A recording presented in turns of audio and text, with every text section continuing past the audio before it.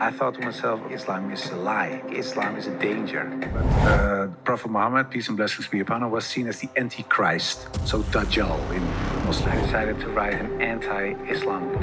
I got over 2,000 death threats. And God, give me a sign so that I 100% sure know this is the way.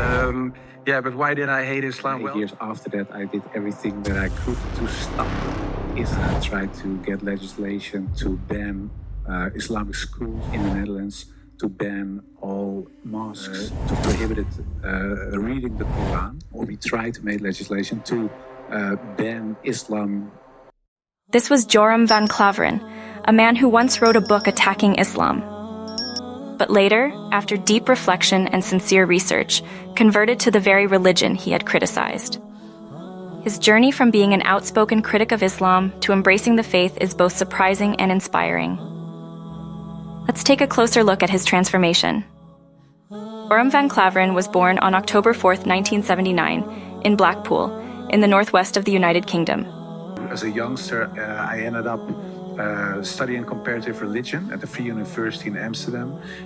But remarkably enough, the first day of me going to college was September 11, 2001. So it was the day of the attack on the World Trade Center. So I already was kind of biased towards Islam and Muslims. And then I saw this happening, and it was all over the news, also in the Netherlands.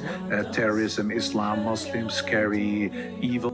He rose to prominence in the Netherlands as a member of the far-right Party for Freedom, PVV, led by Geert Wilders. Known for its harsh anti-Islam stance, the party shaped much of Joram's early political views. He became a well-known figure in the Dutch political landscape for his strong opposition to Islam, and was particularly vocal about his belief that Islam was incompatible with Western values.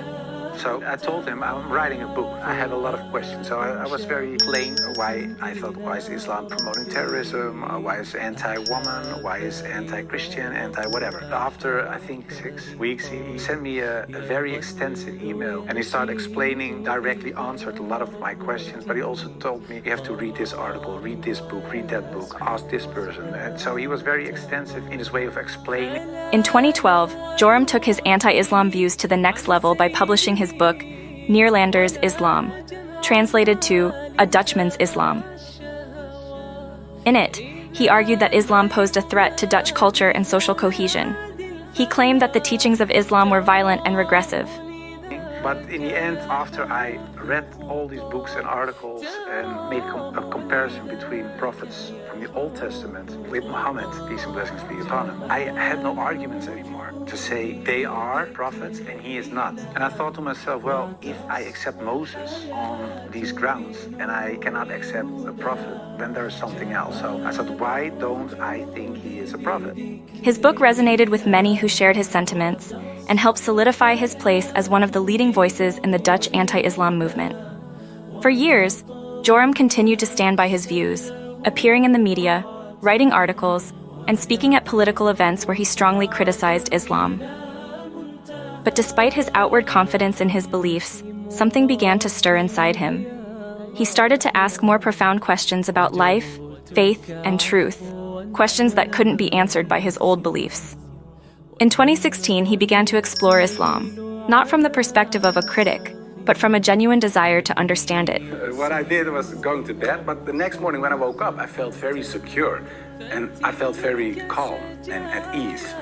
And then I told my wife, I think I'll be a Muslim. He read the Quran, studied the teachings of Prophet Muhammad, PBUH, and learned about the core values of Islam.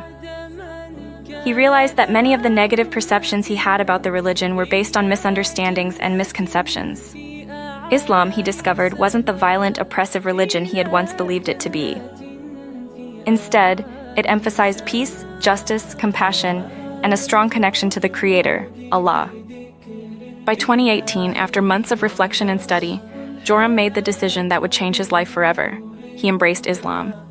In the end, someone came to the Prophet and they told him, well, Hind is still here. And he said, well, okay, bloodshedding is over. Everybody who wants to stay here with the Muslims, these are the new rules. You can stay. If you don't want to, go. No more revenge, no more. And I thought to myself, if he was able to forgive her, not taking revenge. So well, that's something special. You cannot be a crook or a bad man or the Antichrist if you say that one of your favorite uncles, your relatives, was killed. They even butchered his body, and then you say years and years later you are forgiven. And the most remarkable thing is that she becomes Muslim in the end. So that was for me like the switch. This decision shocked many, especially those who had known him as a staunch anti-Islam activist. One of the most pivotal moments of his life came when a book fell off the shelf, and he noticed it was the Quran. He picked it up, and as he opened it, his hand landed on Surah 22, Ayah 46, which says, And it says, it's not the eyes that are blind, but the hearts. And I thought to myself, that really is my problem, because it wasn't the eyes. I really could see what I'd written down myself. Nobody forced me to write this book. Nobody said you have to write this or that. I started writing myself, and I could see it with my own eyes, but I still couldn't accept the fact that I said he is a prophet, there is this one God. I just couldn't. So it wasn't my eyes that were blind, but it was really my heart. I couldn't accept it. The man who had written a whole book criticizing Islam was now declaring his faith in it. His conversion was not merely an intellectual shift, it was a spiritual one. Joram explained that through his study of the Quran and the life of the Prophet Muhammad, PBUH, he found the answers to the questions he had been grappling with for years. The clarity and peace Islam offered him were beyond what he had expected. He took his Shahada, the Islamic declaration of faith. There is no God but Allah, and Muhammad is his messenger. After converting, Joram distanced himself from his former political affiliations. He left the Party for Freedom and began advocating for understanding and tolerance. He shared his personal journey, emphasizing the importance of knowledge and openness when approaching any religion. Joram's journey serves as a reminder that no one is beyond change. His story of going from an outspoken critic of Islam to a proud Muslim is an inspiring one. It shows that through knowledge, reflection, and a sincere search for truth, anyone can change their views and beliefs. His transformation is proof that, as humans, we have the ability to evolve, grow, and embrace the truth. Joram van Klaveren's story is a powerful lesson in humility, the importance of seeking knowledge, and the transformative power of Islam.